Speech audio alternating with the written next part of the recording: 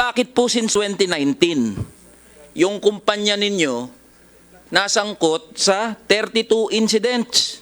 Kasama na dyan yung sinabi nung DOTR at yung MV Lady Mary Joy 3 nung 2023. 31 ang namatay. At may tanong po tayo sa Marina. Bakit kung ganito nakadalas yung mga insidenteng kinasasangkutan nitong kumpanyang to, bakit ngayon lang nasuspende operation ho nila? Paulit-ulit na nga na nasasangkot sa iba't ibang insidente. Nagtataka ang ilang miyembro ng House Committee on Transportation kung bakit nakapaglalayag pa rin ang mga pampasaherong barko ng Allison Shipping Lines, ang kumpanyang may-ari ng MV Tricia Kirsten Tree na lumubog sa katubigan ng Basilan noong January 26, 2026. Mahigit 50 tao na ang nasawi sa trahedya. Ito ay sa gitna ng maritime incidents na kinasasangkutan ng mga barko ng kumpanya, kabilang na ang sunog sa MV Lady Mary Joy noong March 2023 kung saan marami rin ng nasawi. Inusisa ang tagapagsalita ng Allison Shipping Lines at ang Maritime Industry Authority o Marina kaugnay ng trahedya. Ang punto ko ho, etong kumpanya na Allison madalas nasasangkot sa iba't ibang insidente. DOTR na nagsabi since 2019, 32 incidents. So bakit pa rin pinapayagang maglayag yung ganyang kumpanya? Nasangkater ba yung mga insidenteng kinasasangkutan?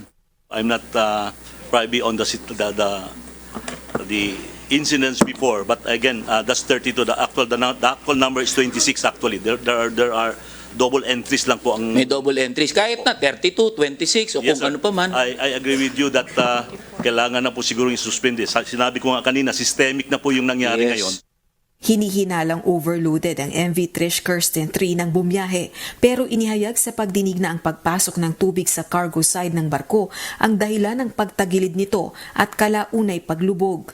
Isa rin sa sinilip sa pagdinig ng House panel ang hindi umano pagtimbang sa mga cargo vehicles. We have corrected the impression that the RoRo vehicles which boarded the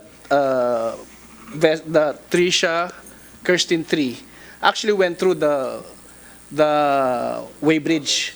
And our port operator, which is Global Ports, they have the track scale receipts to prove that there were actually the vehicles actually passed through the weighbridge for that particular voyage. Ako po yung second to the last sa rampa ng barko, which yung katanungan is kung dumaan ba sa scale para magtimbang. Wala po. Hindi dumaan. Na-question din ang accessibility ng emergency equipment sa barko. Ayon sa ilang pasaherong nakaligtas sa trahedya, nang mangyari ang insidente, nahirapan sila sa pagkuha ng life jacket dahil nakalock sa cabinet ang mga ito. Sa iilang piraso rin umanong life raft o emergency vessel na available, lumubog pa ang isa. Pagkakuha po namin ng life jacket namin, naka-double knot po siya. So you won't be able to use it agad-agad kasi kailangan mo pa siyang buksan. Nakaganon po siya very tightly. And pagka-open po namin ng life jacket, sira po. Nais namang paimbestigahan sa National Bureau of Investigation o NBI kung anong nangyari sa kapitan ng lumubog na MV Tricia Kirsten Tree. Ayon sa Allison Shipping Lines, kabilang sa mga nawawala ang ship captain. Can we ask the NBI to probe the whereabouts of the captain of the ship?